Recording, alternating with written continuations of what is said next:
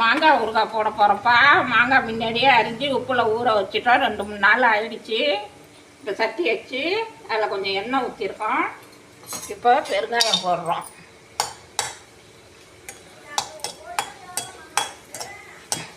நல்லா பெருங்காயம் வறுத்தாச்சுப்பா. இப்போ மிளகாய், அதாவது 100 கிராம் மிளகாய், 2 மாங்காய்க்கு 100 கிராம் மிளகாய். மிளகாய் காரம் அடிக்காமல் இருக்கிறது, காந்தாமல் இருக்கிறதுக்கு உப்பு போட்டிருக்கோம். இதில் ஏற்கனவே உப்பு போட்டுட்டோம். இப்போ மிளகாய் வறுக்கிறோம். சிம்மில் தான் வச்சுருக்கேன்.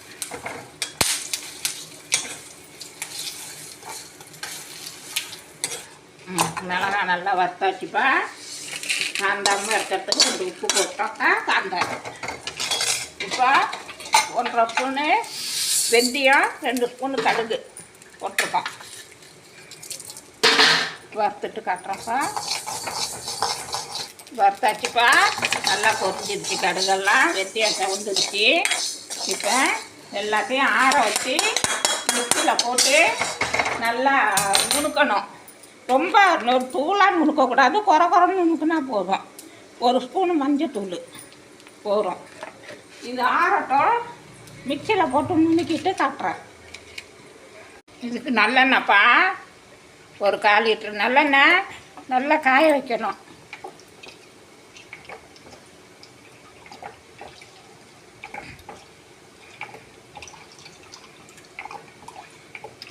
கால் லிட்டர் எண்ணெய் ஊற்றியாச்சு.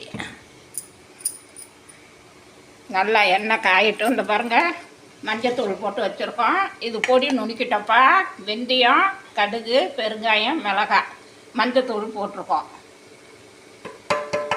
இப்படி தான்ப்பா. ரொம்ப நைஸாக இருக்கக்கூடாது, ரொம்ப குறன்னு இருக்கக்கூடாது, ஓரளவுக்கு இருக்கணும்.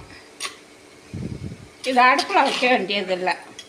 நம்ம இப்படியே மசாலா போட்டு அந்த எண்ணெய் காஞ்சதும் அப்படியே எடுத்து இதில் ஊற்ற வேண்டியதுதான். இது வச்சிங்கன்னா வருஷ கணக்கில் அப்படியே இருக்கும். நான் போன வருஷம் போட்ட ஊறுகாய் இன்னும் வச்சுருக்கேன். இது போன வருஷம் போட்ட ஊறுகாய்ப்பா.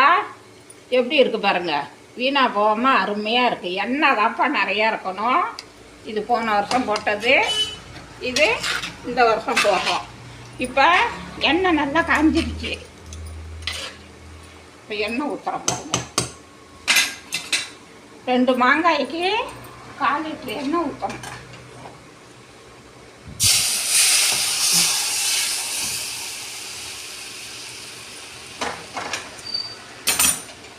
இது மாதிரி ஊறுகாய் போட்டு நீங்கள் வச்சிங்கன்னா